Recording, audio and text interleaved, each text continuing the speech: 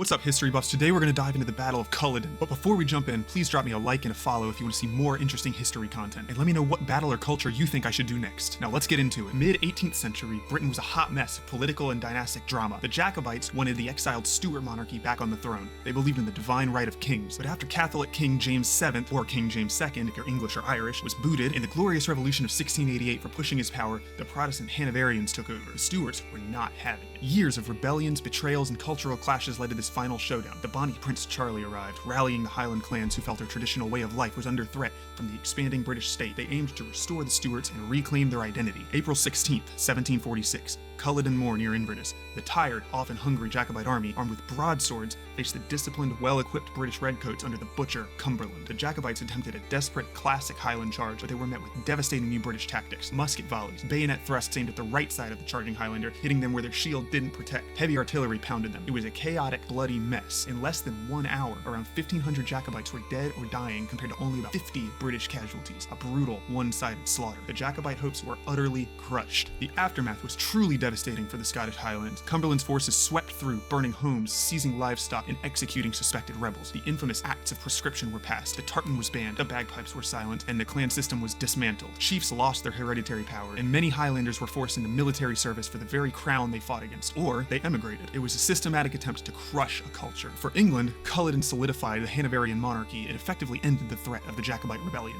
paving the way for Britain's global expansion. But for Scotland, it forged a deep sense of identity and grievance. Today, Culloden's a powerful, poignant memorial, a symbol of resilience, loss, and the enduring spirit of Scottish nationhood. It reminds us how historical events echo through generations, influencing movements for independence and cultural preservation. Today, you can go visit the battlefield. They have a museum, a cafe, a shop, and they have tours set up, so you can go walk on the very same battlefield that they fought on 300 years ago. The battlefield is only about 10 minutes away from Inverness, Scotland. Go visit the battlefield and experience the history.